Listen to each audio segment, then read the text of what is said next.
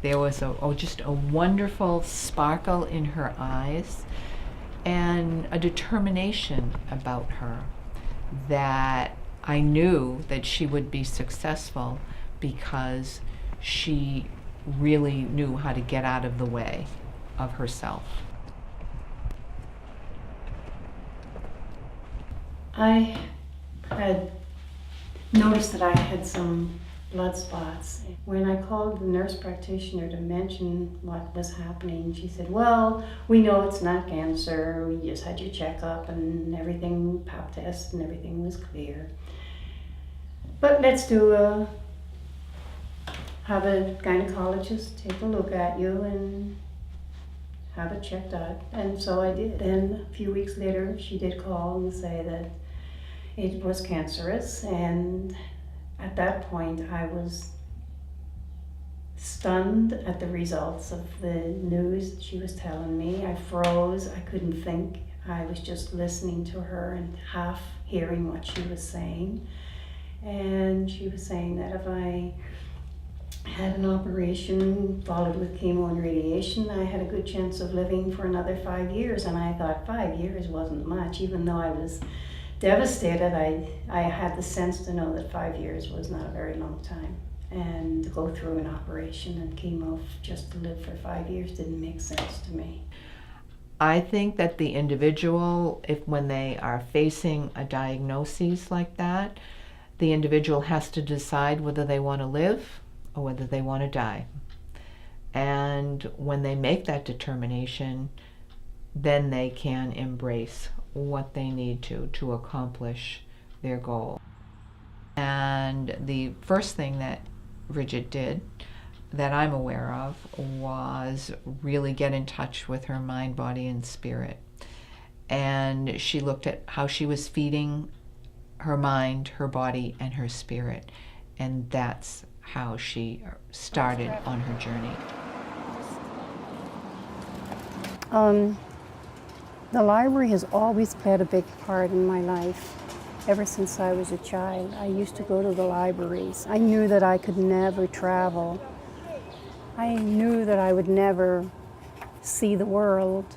So I always went to the library looking at books.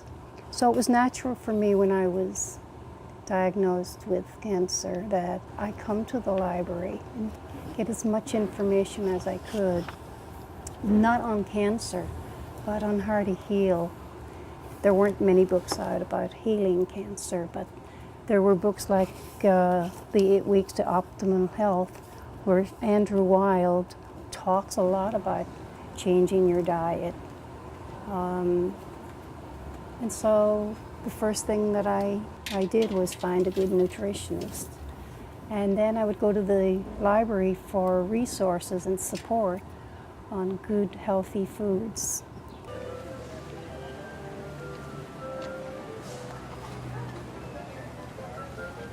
When you have cancer, it feeds off the acidity in your body. So the first thing you have to do is alkalize yourself. And you do that through foods, through eating lots of leafy green vegetables, dark fruits. I began to not eat meats, no dairy products. Then my daughter suggested I get a nutritionist, so I went and found a nutritionist, and that was very helpful. He helped me look at the kinds of foods that I needed to focus on. It was a learning process for me. I never knew what was the right thing to do, but I just knew what I didn't want. The one thing I didn't want was the traditional. And when Janice asked me what I would do if this didn't work, I told her I would do what the doctors had asked me to do. But I knew deep down that wasn't true. I knew deep down that I was not going to go traditional. I was going to go all the way till I was healed. Even if it took me 3 years, I would continue doing what I was doing.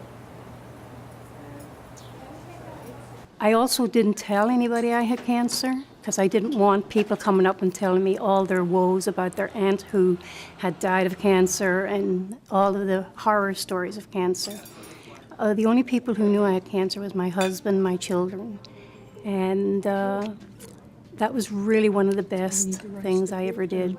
Because once you tell people, all they see is cancer. And they'll always see you as the person who had cancer.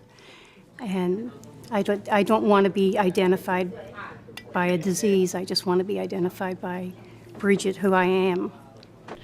I think that it took a lot of determination to change her lifestyle. When you are comfortable with how you live, it's really difficult to change everything as dramatically as she did and in as quick a period as she did.